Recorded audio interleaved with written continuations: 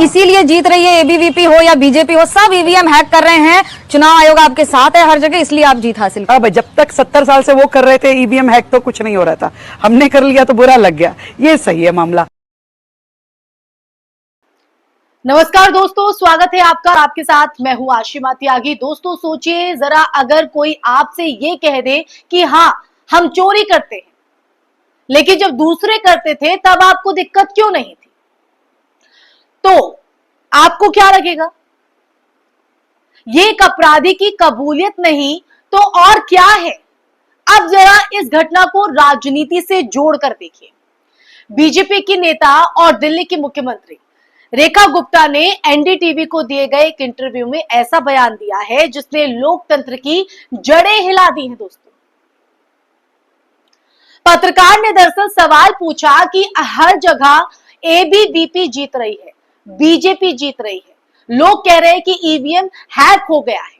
इस पर रेखा गुप्ता का जवाब था, जब 70 सालों से वो हैक कर रहे थे तब किसी को समस्या नहीं हुई, आज हम कर रहे हैं तो समस्या क्यों हो रही है? जरा सोचिए, ये बयान सीधे सीधे वोट चोरी की स्वीकारोक्ति है। लोकतंत्र की सबसे बड़ी ताकत चुनाव और वोटिंग की ईमानदारी होती है। अगर वही समझौते में आ जाए, अगर वही खरीद फरोख्त और हेरफेर का खेल बन जाए, तो लोकतंत्र का नाम ढांचा सिर्फ एक दिखावा रह जाता है। रेखा गुप्ता का यह बयान इस बात की तस्दीक करता है दोस्तों कि बीजेपी अब अपनी सफलता का श्रेय जनता के भरोसे को नहीं, बल्कि मशीनों और धांधली को देने लगी है। यह कोई साधारण स्वीकारोक्ति नहीं है, बल्कि ये उस खेल का पर्दाफाश भी है जिसकी तरफ विपक्ष और कई पत्रकार सालों से इशारा करते आ रहे हैं। अब ऐसे में दोस्तों सवाल उठना लाजमी है, और सवाल उठता भी है कि क्या वाकई ईवीएम मशीनों पर भरोसा किया जा सकता है? भारत में ईवीएम को हमेशा सुरक्षित और छेड़छाड़ रहित बताया गया।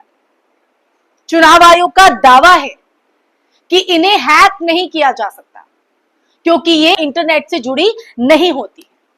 लेकिन बार बार ये सवाल उठता है कि आखिर फिर क्यों परिणाम इतने एक तरफा आते हैं? क्यों इतने बड़े बड़े विपक्षी नेता और पार्टियां लगातार कहती रही हैं कि ईवीएम भरोसेमंद नहीं, और जब सत्ता पक्ष की नेता खुद ये मान ले कि हां हम कर रहे हैं, तो शक को और बल मिलता है। जैसा कि रेखा गुप्ता ने किया एक सवाल के जवाब में। हो सकता है कि उसके पीछे वो कोई और तर्क दे दे। यहां एक और दिलचस्प पहलू दोस्तों ये है कि रेखा गुप्ता ने अपने बचाव में कहा कि 70 सालों से वो कर रहे थे, यानी परोक्ष रूप से कांग्रेस पर आरोप लगाया कि उसने भी यही काम किया। लेकिन इस बयान में सबसे बड़ा खतरा यही है कि अगर कल कांग्रेस ने कुछ किया भी था, तो क्या उसका मतलब यह है कि आप भी वही अपराध दोहराएं? ये तर्क ऐसा है जैसे कोई चोर ये कहे कि पड़ोसी ने पहले चोरी की थी, अब मैं कर रहा हूं, तो परेशान क्यों हो? यानी अपराध को अपराध मानने की बजाय उसे सामान्य बनाने की कोशिश। आप समझिए दोस्तों, इतिहास पर अगर नजर डालें तो कांग्रेस पर भी चुनावी गड़बड़ियों के आरोप लगे हैं। 1970 के दशक में इंदिरा गांधी के चुनाव को लेकर अदालत तक में चुनौती दी गई थी, और उसी से आपातकाल की नौबत आई थी। लेकिन तब भी खुलकर कभी किसी नेता ने यह स्वीकार नहीं कि हां हमने वोट चोरी की है।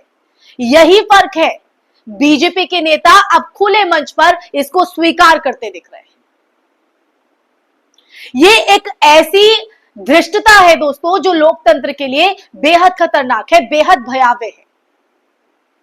बीजेपी की राजनीति पर अगर गहराई से नजर डाली जाए तो 2014 से लेकर आज तक हर चुनाव के बाद विपक्ष लगातार सवाल उठाता आया है, लगातार। चाहे उत्तर प्रदेश के विधानसभा चुनाव हो, चाहे बिहार के नतीजे हो, चाहे मध्य प्रदेश में सरकार गिराने या उठाने का खेल हो, हर जगह ये आरोप रहा है कि पर्दे के पीछे से मशीनरी, सिस्टम और संस्थाओं का दुरुपयोग किया गया। और अब जब बीजेपी की मुख्यमंत्री इसको स्वीकार करती है तो ये उन सभी आरोपों की पुष्टि भी करता है दोस्तों। अब जरा जनता की नजरिए से भी देखते हैं, यानी आपके और हमारे नजरिए से भी देखते हैं। एक आम नागरिक सुबह सुबह उठकर कतार में खड़ा होता है, एक लाइन में खड़ा हो जाता है, घंटों इंतजार करता है और बड़ी बड़ी उम्मीदों से बटन दबाता है कि उसका जो वोट है वो किसी बदलाव की ओर जाएगा, जिस उम्मीद से वो वोट देता है। लेकिन अगर वो वोट पहले से ही तय हो चुका हो, मशीन पहले से ही प्रोग्राम्ड हो, या सिस्टम पहले से ही एक पार्टी के लिए काम कर रहा हो, तो ये उस नागरिक की उम्मीद और कहीं ना कहीं आस्था की सीधी हत्या है। यही कारण है कि लोकतंत्र कमजोर होता है और जनता का भरोसा खत्म होने लगता है। आज की अगर परिस्थिति में, आज के परिदृश्य में अगर देखें तो यही हो रहा है दोस्तों। यहां एक बड़ा सवाल चुनाव आयोग की भूमिका पर भी उठता है। क्या आयोग इस तरह के बयानों पर संज्ञान लेगा? क्या आयोग ये पूछेगा कि रेखा गुप्ता ने आखिर किन आधारों पर यह कहा कि हम कर रहे हैं? अगर कोई मुख्यमंत्री खुलेआम ऐसी बात कहे और आयोग चुप बैठा रहे, तो फिर आयोग की निष्पक्षता पर भी सवाल खड़े होते हैं और उन पर भी एक बड़ा प्रश्न चिन्ह लगता है। और ये याद रखना जरूरी है दोस्तों कि चुनाव आयोग वही संस्था है जिस पर लोकतंत्र का पूरा दारोमदार जो है वो टिका हुआ है। आपको क्या लगता है दोस्तों? लोकतंत्र का असली संकट अगर देखा जाए तो वो यही है, जब अपराध को अपराध ना मानकर सामान्य बना दिया जाता है। और आज बीजेपी के नेता ये कह रही हैं कि हम कर रहे हैं, कल को कोई और ये कहेगा कि हां हमने भी किया था, तो धीरे धीरे ये व्यवस्था इतनी सामान्य हो जाएगी कि जनता भी सोचेगी कि वोटिंग का कोई मतलब नहीं है, क्यों जाना है वोट करने के लिए। और आज के सिनेरियो में देखें तो आज कहीं ना कहीं जनता ऐसी है जो सोचती है। यही लोकतंत्र की असली मौत है, जब जनता अपनी आस्था खो देती है। अब बात करते हैं व्यापक असर की, क्योंकि इसका जो प्रभाव है वो व्यापक तौर पर बेहद महत्वपूर्ण हो जाता है। ये बयान विपक्ष के लिए एक बड़ा हथियार साबित हो सकता है। कांग्रेस, आम आदमी पार्टी, समाजवादी पार्टी, टीएमसी, अन्य जो विपक्षी दल हैं, अब खुलकर ये कह सकते हैं कि देखो हम जो कहते थे वही सच निकला। बीजेपी खुद मान रही है कि वो वोट चोरी करती है, लेकिन दूसरी तरफ बीजेपी इस बयान को व्यक्तिगत चूक बताकर पल्ला झाड़ सकती है। कह सकती है कि रेखा गुप्ता की जुबान फिसल गई।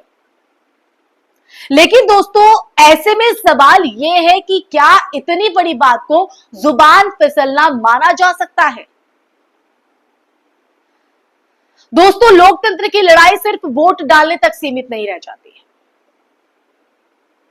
बल्कि ये उस वोट की सुरक्षा पर भी पवित्रता की लड़ाई भी है। अगर वोट चोरी मान्य हो गया, अगर उसे सामान्य बना दिया गया, तो फिर ये लड़ाई खत्म हो जाएगी।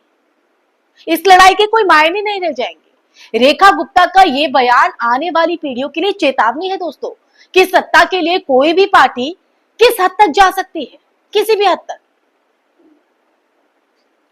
ऐसे में आज की इस चर्चा के हम निष्कर्ष पर आते हैं तो दोस्तों सोचने वाली बात यह है कि क्या लोकतंत्र महज एक तमाशा बनकर रह गया है या रह जाएगा? क्या हमारा जो वोट है, जो हमारा मत है, वाकई मायने रखता है या सब पहले से ही तय होता है?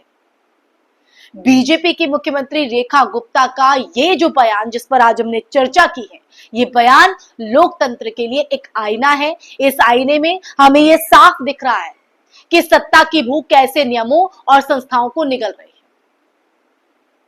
अब ये जनता पर है कि हम इस आईने को देखकर जागे या फिर आंखें मूंदकर वही तमाशा देखते रहे। अगर जनता ने आवाज नहीं उठाई तो आने वाले समय में वोट डालने का मतलब सिर्फ एक औपचारिकता रह जाएगा, सिर्फ एक औपचारिकता। और याद रखिए कि लोकतंत्र की असली ताकत जनता है, मशीन नहीं। तो तय कीजिए दोस्तों कि लोकतंत्र को मजबूत करना है या उसे खतरे में डालना है। इसी के साथ इस चर्चा में फिलहाल के लिए बस इतना ही। ये चर्चा अगर आपको पसंद आई हो तो आप कमेंट बॉक्स में कमेंट करके जरूर बताइएगा। साथ ही साथ लोकतंत्र को मजबूत करने के लिए आप अपनी भूमिका कैसे निभाएंगे, अपने विचार जरूर साझा कीजिएगा दोस्तों। साथ ही साथ इस वीडियो को ज्यादा से ज्यादा शेयर भी कीजिएगा और हमारे चैनल सब्सक्राइब भी कीजिएगा। इसी के साथ आप लोगों से इजाजत लेना चाहूंगी, फिर हाजिर होंगे एक नए टॉपिक के साथ। तब तक के लिए अपना ख्याल रखिए। जय हिंद, जय भारत, नमस्कार।